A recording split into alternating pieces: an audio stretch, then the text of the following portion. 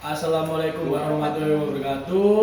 Perkenalkan, kami dari kelas 6D yang akan mempresentasikan hasil karya kami yang berjudul Perlindungan Hukum Terhadap Anak yang berhadapan dengan hukum melalui pendekatan restoratif justice di Indonesia.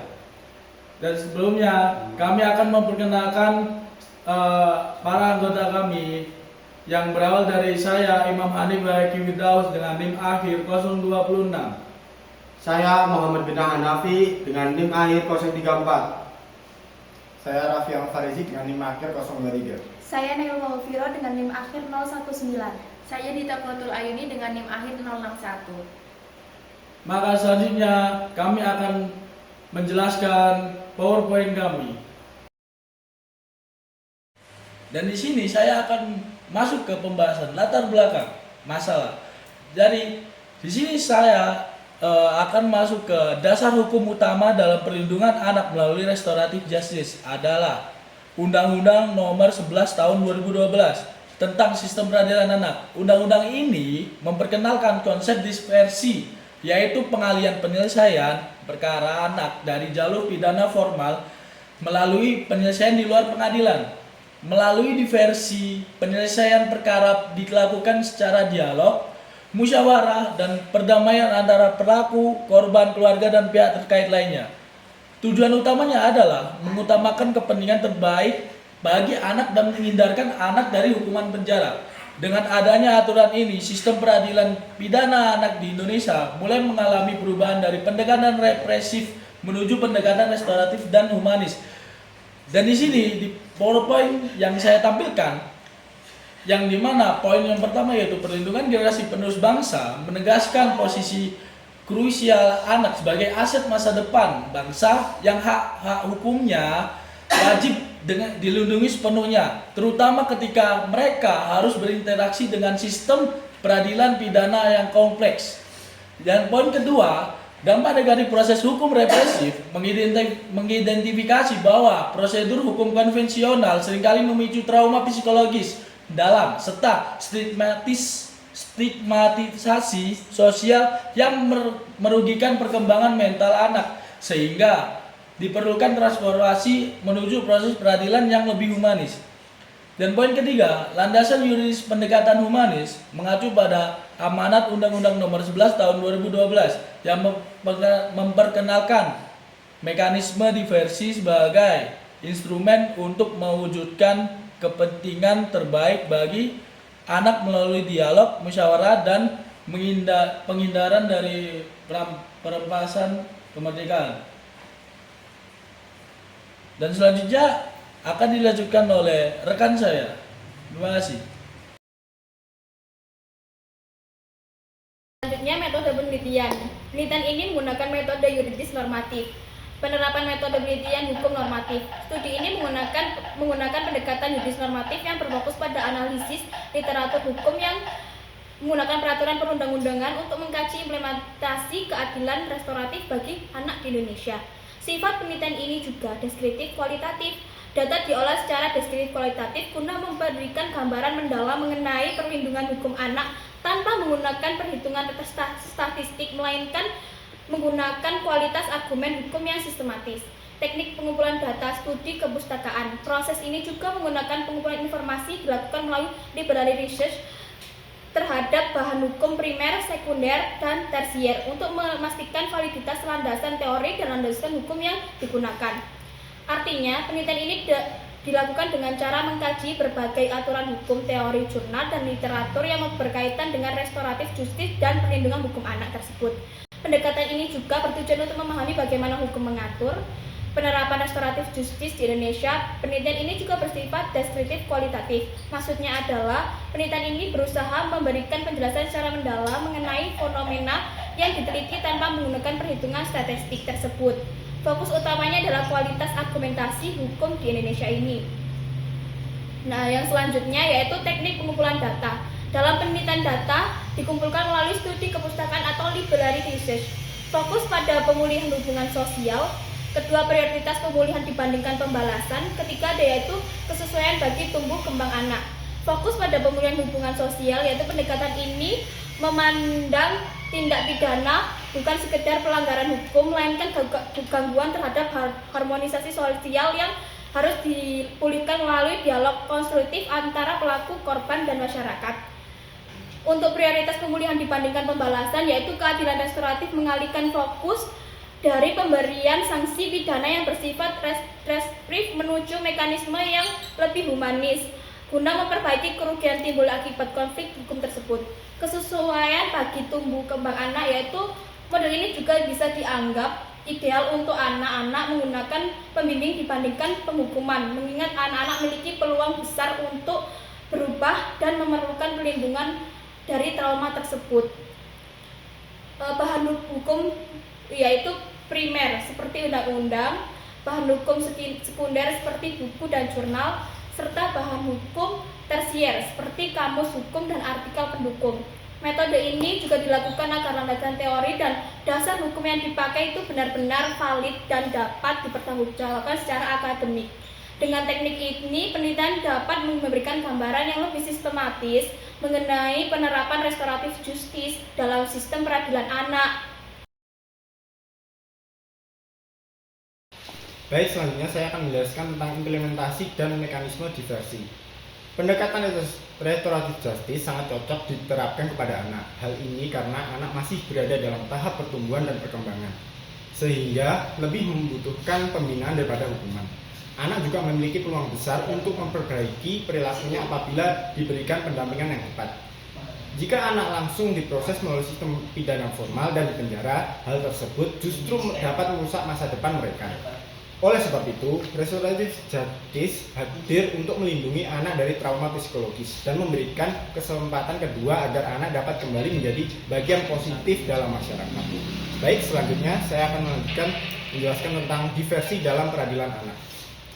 Diversi merupakan bentuk penerapan restoratif justice dalam sistem peradilan anak. Diversi dilakukan dengan cara mengalihkan penyelesaian perkara dari jalur pengadilan menuju penyelesaian di luar pengadilan melalui musyawarah. Tujuan diversi adalah mencapai perdamaian antara korban, pihak terkait, serta anak. Selain itu, diversi juga bertujuan untuk mendorong anak bertanggung jawab atas perbuatan tanpa harus menjalani hukuman penjara. Diversi wajib diupayakan pada setiap proses hukum mulai dari penyidikan, penuntutan, hingga pemeriksaan di pengadilan. Selanjutnya, prosedur pengalihan perkara formal. Mekanisme ini mengalihkan penyelesaian perkara anak dari proses peradilan pidana formal menuju penyelesaian di luar pengadilan. Langkah wajib ini diterapkan secara konsisten pada tahap penyidikan, penuntutan, dan hingga pemeriksaan di sidang pengadilan. Yang selanjutnya, saya akan menjelaskan tentang pencapaian perdamaian melalui dialog. Diversi mengutamakan musyawarah untuk mencapai kesepakatan damai antara pihak yang terlibat harus melalui pemidanaan. Fokus utamanya adalah mendorong tanggung jawab antara anak sekaligus menjadi perampasan kemerdekaan yang merupakan perkembangan mereka. Yang selanjutnya adalah penghapusan stigma negatif sosial.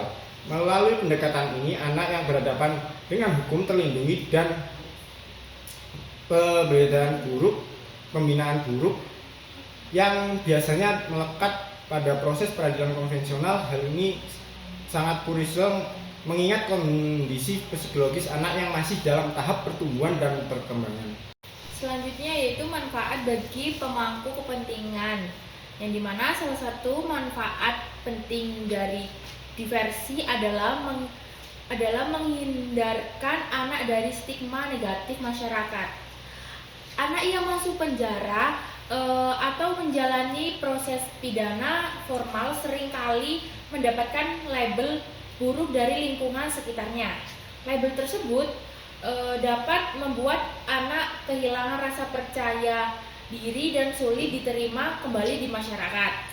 Melalui restoratif justice, anak tetap dapat mempertahankan kehidupan sosialnya, melanjutkan pendidikan, dan membangun masa depannya tanpa tekanan sosial yang berlebihan. Karena itu, pendekatan ini dianggap lebih efektif dalam mendukung tumbuh kembang anak.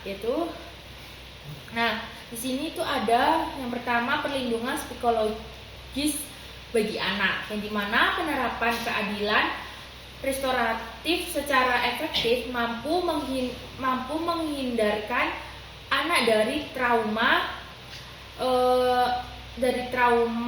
mendalam akibat proses hukum yang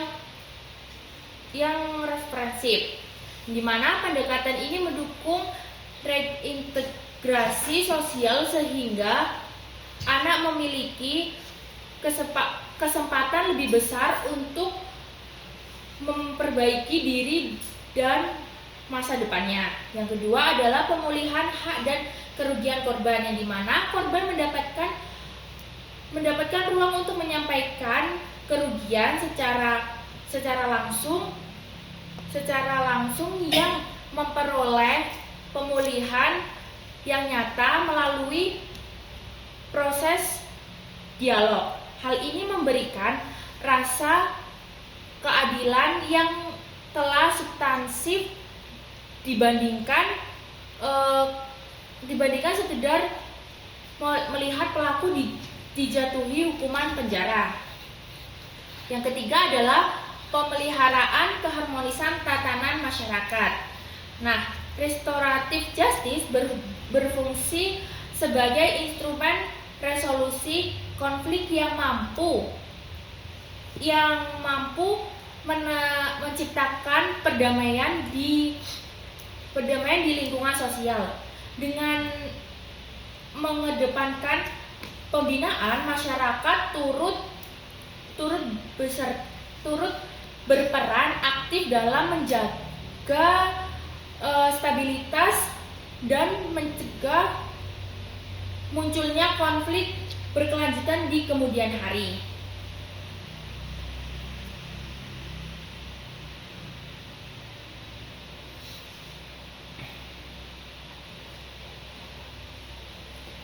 Nah, selanjutnya adalah analisis hambatan dan kesimpulan. Bagi anak, restoratif justice memberikan perlindungan psikologis yang lebih baik. Anak dapat terhindar dari tekanan mental, rasa takut, dan trauma akibat proses hukum yang keras. Selain itu, pendekatan ini juga membantu proses reintegrasi sosial, yaitu proses untuk kembali diterima dalam lingkungan masyarakat. Dengan adanya pembinaan dan pendampingan, anak memiliki kesempatan lebih besar untuk memberikan perbaiki diri dan tidak mengulangi kesalahannya. Pendekatan ini menunjukkan bahwa tujuan hukum bukan hanya menghukum, tetapi juga mendidik dan membina. Selanjutnya, manfaat bagi korban dan masyarakat. Bagi korban, restoratif justice memberi kesempatan untuk menyampaikan kerugian dan perasaannya secara langsung kepada pelaku. Korban juga bisa mendapatkan pemulihan yang lebih nyata, lebih secara moral maupun materi. Sementara bagi masyarakat, pendekatan ini membantu menjaga keharmonisasian sosial dan menjaga konflik berkepanjangan. Masyarakat juga ikut terlibat dalam proses penyelesaian perkara dan pembinaan anak. Dengan demikian, restoratif justice tidak hanya memberi manfaat lagi bagi pelaku, tetapi juga bagi korban dan lingkungan sosial secara keseluruhan. Selanjutnya, kompetensi aparat penegak hukum. Rendahnya pemahaman mendalam para penegak hukum mengenai konsep keadilan restoratif justice menghambat proses diversi yang seharusnya dilakukan secara optimal pada setiap tingkatan peradilan. Keterbatasan sumber daya manusia, kurangnya jumlah tenaga profesional seperti pembimbing kemasyarakatan dan pekerja sosial menghambat pendampingan kepada anak secara efektif.